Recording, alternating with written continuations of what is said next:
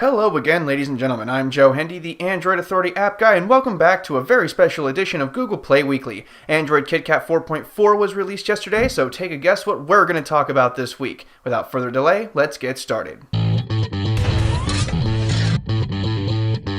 The first thing we'll talk about today is Project Svelte. Project Svelte is essentially Google's project to optimize Android to work on older hardware. By streamlining every major component, Google has reduced memory use to allow the OS to run on hardware with as little as 512 megabytes of memory. This, combined with Project Butter, shows that Google wants a quick and responsive interface even on older hardware. Some have even begun circulating the speculation that Google is using this as a means to end fragmentation, since pretty much all but the oldest Android devices have at least 512 megabytes of memory that covers pretty much everyone. It's also been reported that KitKat can work on wearable gadgets like smartwatches and Google Glass. Android KitKat will have even better performance and multitasking abilities than Jelly Bean. They have upgraded their Surface Flinger from OpenGL ES 1.0 to 2.0, which will improve performance, color calibration, and according to reports, support for more advanced special effects.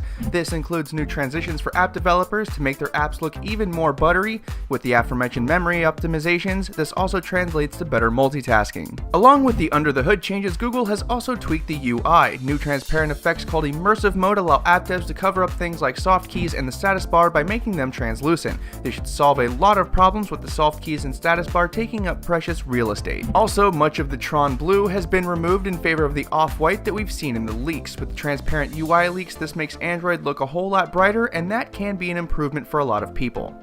Okay, now that we have the big stuff out of the way, let's take a look at some of the more individual features. Hang tight, there are a bunch of them.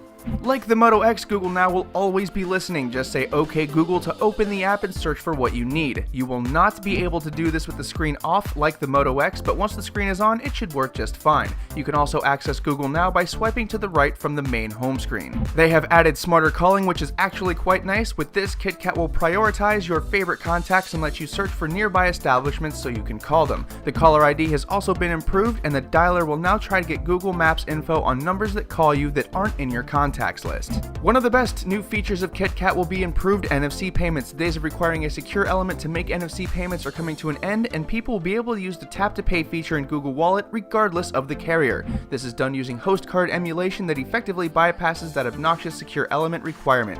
Goodbye ISIS, you had a good run. Just kidding.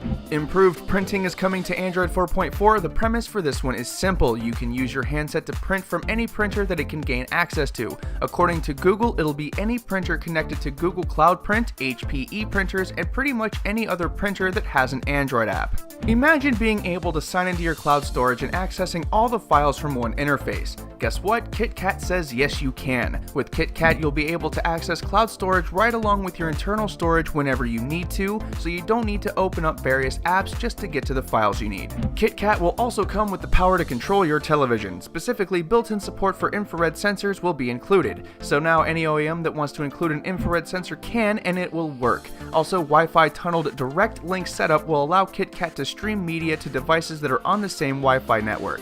KitKat also brings a lot of audio and video improvements. They include Wi-Fi certified Miracast support, resolution switching in apps, support for common encryption, audio tunneling to DSP to conserve battery when the screen is off, audio monitoring, a loudness enhancer for spoken content, system-wide closed captioning, and enhanced music and movie controls on the lock screen. Some new built-in functionality includes a built-in screen recorder so you can record video of what's happening on your screen. Also built in is a new step detector and step counter for you fitness buffs out there.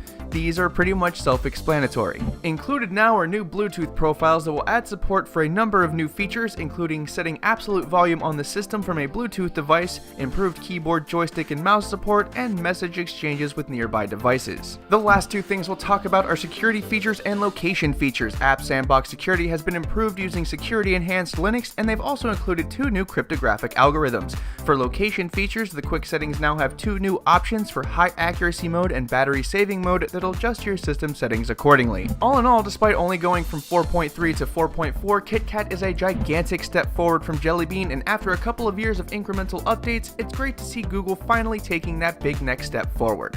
Once again, I'm Joe Hindy, the Android Authority app guy. Feel free to subscribe to our YouTube channel, and if you like this video, check out some of our other ones. You can find the written companion for this video in the video description along with the social media links. Thanks for watching and have a wonderful day.